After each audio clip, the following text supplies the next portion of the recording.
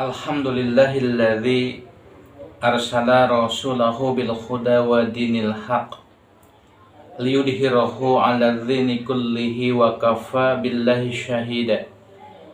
Asyhadu an la ilaha illallah wahdahu la syarikalah wa asyhadu anna Muhammadan abduhu wa rasuluhu alladzi la nabiyya ba'dah. Amma ba'du. Sahabat muslim yang dimuliakan Allah Subhanahu wa taala, alhamdulillah sampai sekarang ini Allah Subhanahu wa taala masih memberikan berbagai macam nikmat kepada kita semua.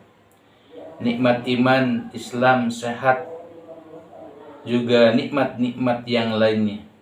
Sehingga kita pada kesempatan kali ini bisa mencari ilmu, dan ini merupakan salah satu kewajiban bagi kita sebagai seorang muslim, sebab agama tanpa ilmu tentu akan rusak. Mudah-mudahan apa yang saya sampaikan ini menjadi pelajaran dan bisa menuntun kita semua dalam setiap kebaikan, terutama dalam menjalankan perintah-perintah Allah Subhanahu wa taala. Sahabat muslim yang dimuliakan Allah Subhanahu wa taala, di antara amal kebaikan ada yang sifatnya sementara, yang Allah Subhanahu wa taala akan berikan kebaikannya itu pada waktu itu. Tidak terus, tidak manjang. Ada juga kebaikan yang kebaikan itu terus manjang, terus mengalir. Meskipun kita itu sudah meninggal, sudah ada di alam kubur. Nah, insyaallah di video kali ini saya akan menjelaskan satu hadis yang disampaikan oleh Rasulullah SAW yang berbunyi, idza matal insan, ketika maut seseorang, in qata'a anhu amaluhu, maka akan terputus segala amalnya. Setelah meninggal, maka dia tidak bisa beramal lagi. Sudah terputus. Dengan apa? Dengan kematian. Tapi ada amal namanya amal jariyah. Amal yang akan terus mengalir, yang kita lakukan di dunia, tapi amalnya terus mengalir. Masya Allah. Ini yang harus kita betul-betul laksanakan. Ya, karena ini akan menjadi aset bagi kita semua nanti ketika kita sudah meninggal. Kata Rasulullah SAW, ada 3 amalan, ada 3 amal jariyah. Meskipun kita sudah meninggal, sudah ada di alam kubur, tapi amalnya terus berjalan, akan menambah pundi-pundi amal, pundi-pundi pahala bagi kita. Masya Allah. Sahabat muslim yang dimuliakan Allah Subhanahu wa ta'ala, yang pertama adalah sedekah jariyah. Berkenaan dengan kebaikan berupa harta, di dalam Islam itu memang ada beberapa cara. Di antaranya yaitu zakat. Zakat ia berupa sedekah harta. Tapi zakat ini sifatnya khusus. Terkena kewajiban zakat karena ada nisab, ada batasan, ada ketentuan di mana mampu. Misal zakat fitrah dilakukan oleh kita semua ketika akhir di penghujung Ramadan, penutup saum Ramadan. Tujuannya adalah untuk membantu orang lain supaya pada hari raya itu tidak kelaparan, karena harusnya pada hari raya itu adalah hari di mana umat Islam bersukaria, bergembira. Tuhrotan li shaimi, juga untuk membersihkan orang yang saum itu minal lagha war rafas, ya, dari perbuatan-perbuatan lago dan juga rafas. Zakat fitrah dan juga zakat-zakat yang lainnya ini juga ada batasan bagi orang yang menerimanya. Jadi tidak sembarangan orang menyampaikan atau memberikan zakat fitrah, karena ada ketentuannya yang Allah sebutkan di dalam Quran surat At-Taubah ayat 60. Innama shadaqatu lil fuqara wal masakin wal amilin riqab gharimin fisabilillah ibnu sabil. Ada 8 golongan yang berhak menerima zakat. Nah, kemudian ikhwatu iman rahimakumullah, yang kedua, sedekah jariyah berupa harta itu ada yang namanya infak. Ya. Infak itu sama mengeluarkan sebagian harta, tapi ini juga khusus diutamakan kepada orang yang lebih dekat dulu. Keluarga, misalnya istri, anak, orang tua, kemudian keluarga yang agak jauh, kakak, adik, begitu. Jadi infak ini dianjurkan terlebih dahulu diberikan kepada keluarga kita. Contoh di dalam Quran surat An-Nisa ayat ke-34.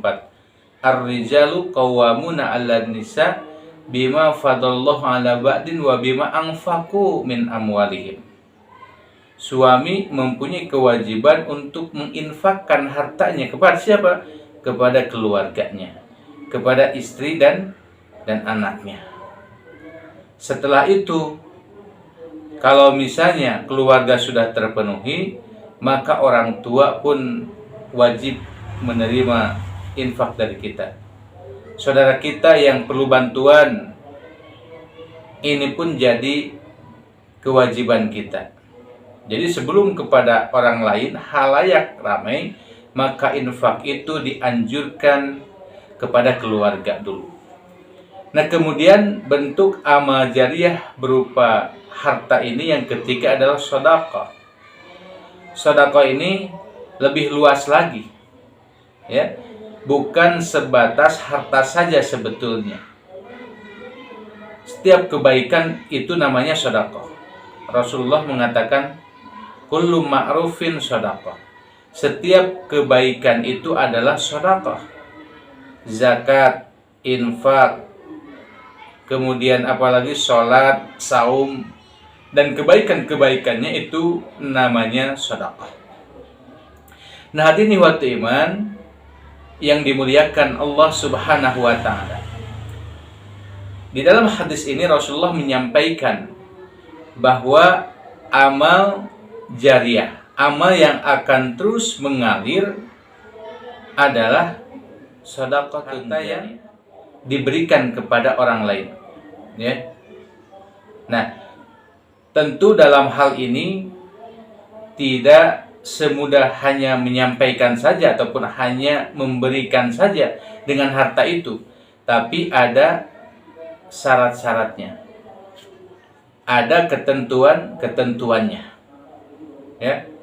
Di antaranya yang pertama, Allah Subhanahu wa taala berfirman, alladzina yunfikuna fis sarra wad dharra. Jadi orang yang menginfakkan hartanya itu fis sarra wad dharra. Ini yang menjadi syarat pertama bahwa amal itu akan menjadi jariyah, menjadi terus mengalir kepada kita meskipun kita sudah meninggal. Ya.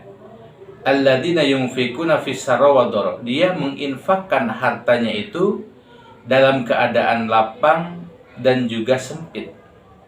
Dalam keadaan dia itu banyak uang dan juga dalam keadaan dia itu terbatas uangnya, tapi dia tetap mendawamkan, membiasakan mengeluarkan sebagian harta tersebut. Kemudian yang kedua, ikhwati iman rahimakumullah, syaratnya adalah ketika berinfak itu tidak manan. Artinya tidak menyebut-nyebut kepada orang lain. Dia mengeluarkannya itu ikhlas. Sebab Allah Subhanahu wa ta'ala melarang, bahkan tidak akan berguna sama sekali ketika infak atau sedekah jariyah yang kita sampaikan, yang kita berikan kepada orang lain, tapi kita menyebut-nyebutnya kepada yang lainnya. Wah, alhamdulillah nih saya sudah berinfak membantu orang lain yang sudah kesusahan. Wah, alhamdulillah tuh saya misalnya memberikan uang ke madrasah, memberikan uang untuk pembangunan masjid dan sebagainya. Disebut-sebut kepada orang lain.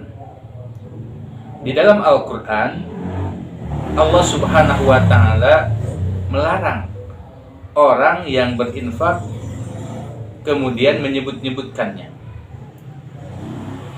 Kata Allah, ya ayyuhalladzina amanu, wahai orang-orang yang beriman, la tubtilu shadaqatikum bil manni wal adha. Janganlah kalian ketika berinfak, ya, maka janganlah kalian ketika berinfak itu al-mannan, menyebut-nyebut kebaikannya itu kepada orang lain. Karena kata Allah Subhanahu wa ta'ala, ini akan sia-sia. Allah memberi gambaran orang yang mengeluarkan infak kemudian itu menyebut-nyebut kepada orang lain, ataupun ada unsur riya, ingin dipuji oleh orang lain, maka seperti batu licin, batu hitam licin, di atasnya itu ada debu, kemudian datang hujan lebat, ya, maka tidak akan ada sama sekali debu itu yang nempel kepada batu tersebut. Nah, ini gambaran orang yang berinfak tapi dia menyebut-nyebut kepada orang lain, tidak akan ada manfaatnya, tidak akan diberikan pahala oleh Allah Subhanahu wa ta'ala bagi orang yang memberikan sedekah jariyah kepada orang lain tapi menyebut-nyebut, dia menyembunyikan infaknya, ya. Ini yang akan menjadi amal jariyah atau infak jariyah, sedekah jariyah, menyembunyikan. Di dalam hadis Rasulullah SAW, wa rajulun tasaddaqa bi shadaqatin fa akhfaha. Seseorang yang mengeluarkan infaknya, fa akhfaha, dia menyembunyikannya, hatta la ta'lamu shimaluhu ma tunfiqu yaminuhu, sehingga itu apa yang diberikan oleh tangan kanannya. Ini bahasa kiasan.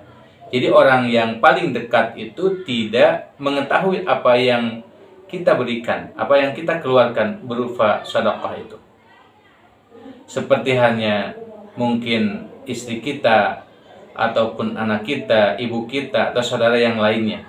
Dan ini akan menjadi masalah. Kadang-kadang ketika kita mengeluarkan sebagian harta, kemudian kita menyampaikan kepada istri, "Mah, alhamdulillah nih, Papa sudah membantu ataupun mengeluarkan harta untuk pembangunan masjid sekian."